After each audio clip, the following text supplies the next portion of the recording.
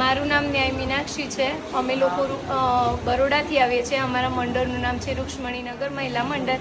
અમે અહીંયા મહિપતસિંહ બાપુ દ્વારા થતી સેવાઓ જોવા માટે આવીએ છીએ।